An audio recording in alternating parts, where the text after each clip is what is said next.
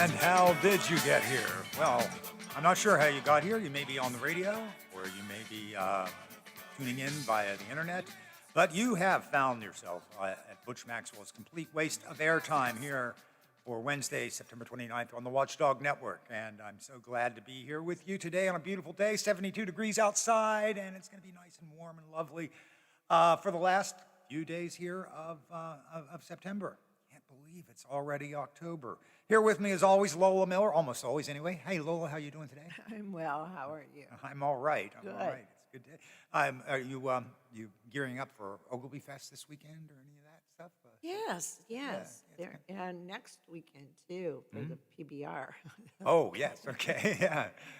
So That's my excitement coming up. I'm looking forward to it too. Actually, I've got I'm looking forward to this weekend. The highlight of my weekend is probably going to be playing with the M80s. We're doing a show for the Wheeling Park High School class of 1986. Oh, my goodness. Yeah, perfect for us. Yes, So we play all that music. They will know from when they were in middle school on up till I think I was trying to figure it out, and I thought, okay, since some of the oldest songs we play are actually from 1978, so that means they were like in second grade or something that came out. So, but most of it is really concentrated more into their middle school and later era. So that should be a whole lot of fun too. So lots of good stuff happening around the valley right now. Good things to talk about. But of course, I'm going to focus on some of the things that are less than good because maybe we can change them or try to affect them. Here's what's on my mind today. Yesterday, this woman from Pennsylvania who was part of the January 6th riot pled guilty to wanting to, as she said, shoot Nancy Pelosi in the frigging head, is what she wanted to do. So she was convicted. I'll talk a little bit about that. Also about YouTube's decision to block anti-vaxxer messages.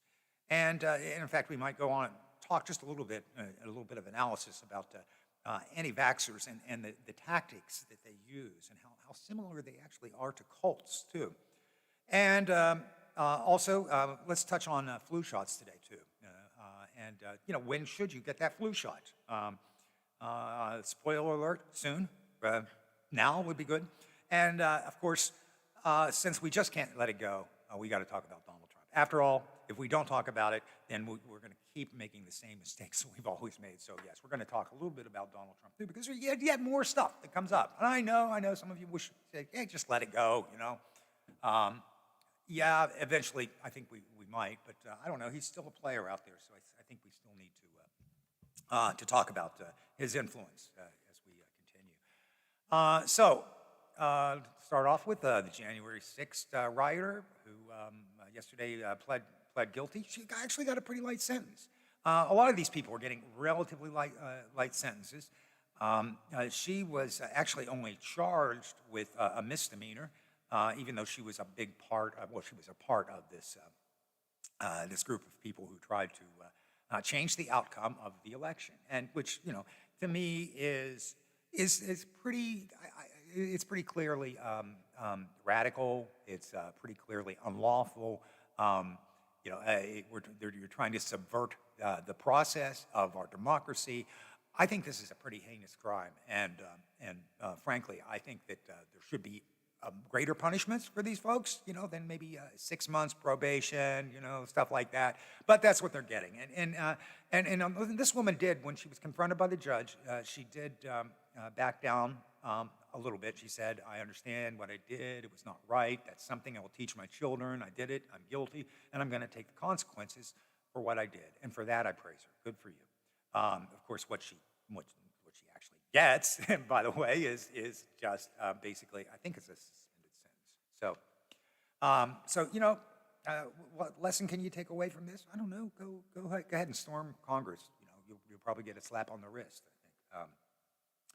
So I don't know. What do you think, Lola? Is this are we just being a little too easy on these folks, or are we?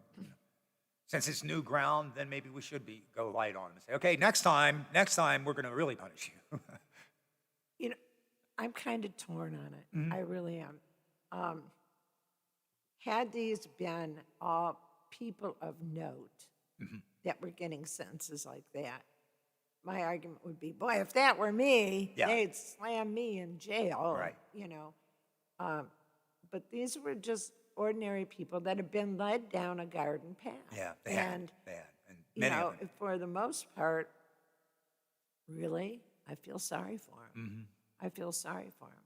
And the fact that nothing can dispel their thought that the election was rigged or stolen or whatever you want to say is really disturbing to me. Right. That really bothers me. But then again, you have our esteemed ex-leader at a rally on Saturday after what I find highly amusing.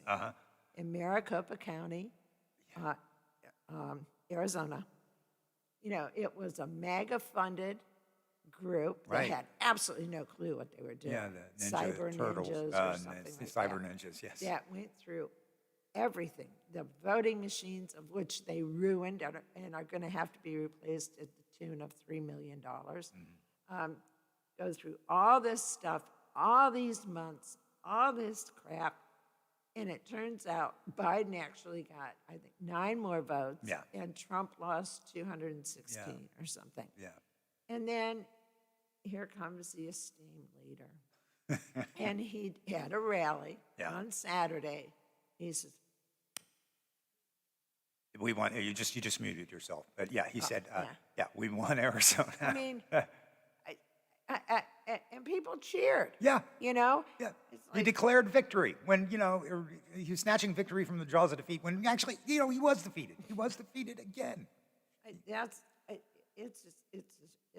sad. It is It's sad. really It sad. is sad. But there is nothing stopping this man from lying at every turn. He does it all the time. People Is he love him for it. lying or is he delusional? Oh, I think he's delusional. Linda and I were talking about that this morning. You know, I want to believe he's delusional because I don't want to believe he's like.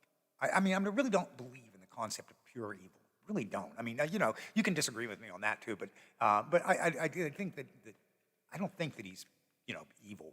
I think that and I think a lot of that lying is evil.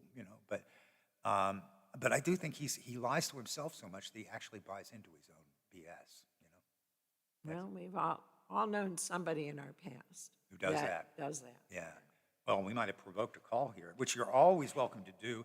That number is 304-214-1600, and you can call in and take me to task for anything at all, and that's fine as long as we're respectful with one another. It's all good. Do we have a call? Or? Yeah. All right. It's your buddy, Hey, Tom. is this Tom? Hey, Butch. Hey, Tom. Hey. Did I raise Sorry your if I blood call you. pressure? No. Okay. Sorry All right. if I call you the wrong name sometimes. I don't know. I Oh, that's get all right. confused on you. You guys fill in for each other. And Sure. the last guy that had your spot, I screwed it up many a time, and I'm surprised he didn't like come and kick me in the shins or something on the radio version. But no, I listen to a lot of public radio, and I don't know. About 2 months ago, I think it was on the New Yorker radio hour. It's on like Saturday morning, I don't know, 10 or 11 o'clock. And they did a story about how these FBI agents infiltrated some of these insurrectionists beforehand, Yeah. And they were jazzing them up and everything. I mean, have you ever heard of how the FBI guys they'll infiltrate the militia? Oh, and yeah. They'll say, yeah, we can get hand grenades and we can get AK-47s, fully automatic and stuff. And they're like, yeah. And then they never really have the hand grenades if they do their duds, and But they did the same thing with a few of these people. Yeah. Probably more than I know about. And I tried finding this story. I mean, it was on West Virginia Public Radio on Saturday morning. I think it was the New Yorker, but you have to subscribe to the New Yorker to get their articles. past episodes. Right. But they gave this guy money and stuff, like $10,000, and then he got in all that trouble and he had to sell his house and he couldn't get enough money for his house, so they gave him like another $5,000 or $6,000 to make up for the difference to sell his house, probably for legal fees and everything. But there was a lot more. The FBI and stuff was behind the scenes in a lot of this stuff, and I'm not so sure that some of these people didn't maybe think they had their backing or something. You follow me? Oh, sure, yeah. And the FBI's done this for years with all kinds of subversive organizations. In the 60s, it was in the early 70s too, more left-wing organizations, the Black Panthers the SDS and places like that. Now I think though they're turning the corner and they have acknowledged that the radical element seems to be more on the right end of the political spectrum right now. So yeah, they are infiltrating, and we'll do that, and so it causes a lot of paranoia too among the membership. Who can we really trust and stuff like that? But thank heaven they're doing it. But thank heavens, what, the FBI's doing it? Yeah, don't you think? I mean, they're inside of an organization. They, I think that's probably stopped some terrorism and other. But I mean, in this case, they let it go on. Well, yeah, that's the other problem. I mean, yeah. Now, whether or not these insurrectionists knew that they were FBI or not, I mean, I'm sure they assume. I mean, I don't have any idea. It's confusing to me, but I would like somebody to bring more of that story to light, because I think I get what you're saying here, Tom. So, if they knew about, say, January 6th, if that's what it was, then why didn't they stop it? Because they were clearly, clearly the government was caught with its pants down. There was nobody there to stop. They had, a few Capitol Police out there, and that was it. And they were easily overrun. So if we were infiltrated, if the government was infiltrating, then why did they allow them to go forward with that? And that's or at least have the National Guard on standby. Right. But the same thing happened on 9/11. I mean, the CIA knew that these guys were up to something. I'm not so sure the CIA wasn't like just stringing these guys along and everything, and then it blew up in their faces. They didn't know that they were going to hop on a jet. But the FBI was trying to bust some of these guys, and the CIA was saying, no, we got it under control. You don't steal our thunder. I mean, this was. Yeah, there was a You've lot. obviously heard about all this. Sure. Stuff. I mean, there was people that knew that they were taking flight lessons and everything, and then they contacted all the proper authorities, and nothing ever became of it. They just let it happen. I mean, I don't know. Yeah. Not on purpose.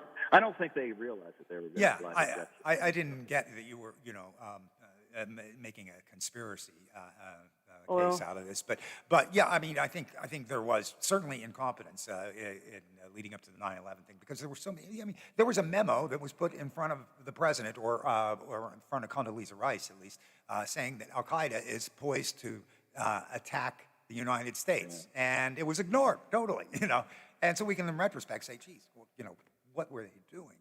How stupid and incompetent were they? But I don't know. I don't know how many of these threats do come forward all the time, and Yeah, and what do you believe? But I don't want to sound like a tinfoil hatter here. Right.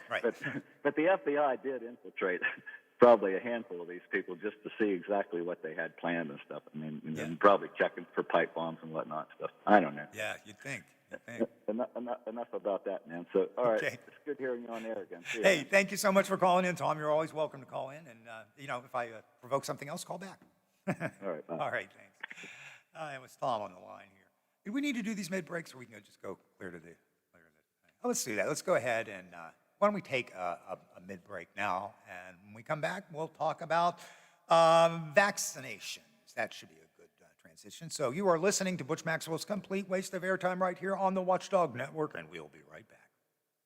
Are you traveling? Working a little bit too much? Is your fur baby starting to get a little shaggy? Let Dirty Paws be your one-stop shop for all of your pet care needs. Stop in and see us at 202 18th Street, or give us a call at 304-639-7754 to schedule your appointments for dog grooming, doggy daycare, and dog boarding today. Technology can be challenging for business leaders, but Omni Strategic Technologies enables your business to perform without limits. They're the only IT company the Watchdog trusts. Omni offers IT managed services, cybersecurity and advisory solutions, backup and disaster recovery, and can handle all your hardware needs. If your business is faced with any technology challenges, the answer is simple. Call Omni Strategic Technologies at 304-242-7600 or visit them at www.omniperforms.com.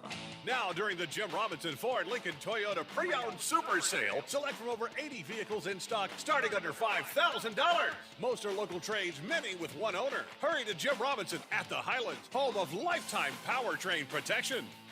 Now, during the Jim Robinson Ford Lincoln Toyota Pre-Owned Super Sale, select from over 80 vehicles in stock starting under $5,000.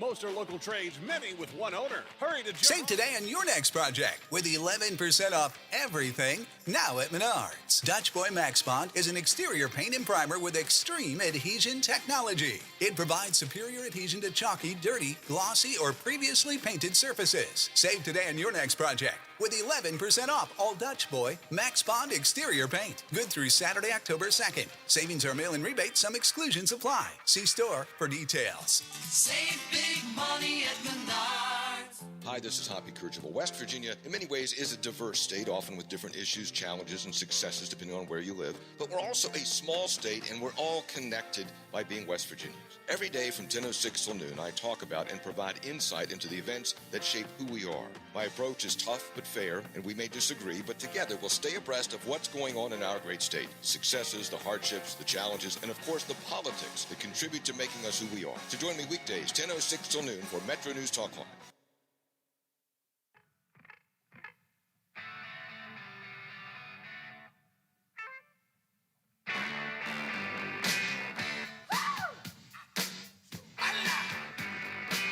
Darling, you got to let me know.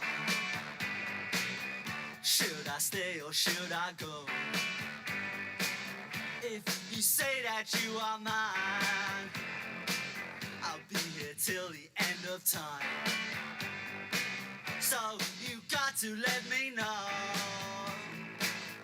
Should I stay or should I go? And welcome back to part two of Butch Maxwell's Complete Waste of Airtime here on the Watchdog Network. We've been talking about, talking about Donald Trump a little bit. We've been talking about the January 6th riots. I kind of want to move the agenda now to talk a little bit more about vaccinations, just in general. The Wheeling Hospital has recently, I think they are requiring all employees to get vaccinated. So this has some local implications. But what I want to talk about here is a North Carolina hospital system, an entire system that has fired 175 employees who failed to follow its COVID-19 vaccination rule. Now, that sounds like a lot, 175. It is, but it represents less than 1% of everybody who works for this large nonprofit healthcare system down in North Carolina. 2,300 physicians were among those who complied, but 175 have been fired. Now, they were actually given a chance to get their vaccinations. So if they did not get their vaccination, could not prove the vaccination, they were on a 5-day non-paid suspension, and then they could come back to work anytime within those 5 days if they proved that they had got the vaccination. All over, in fact, New York State,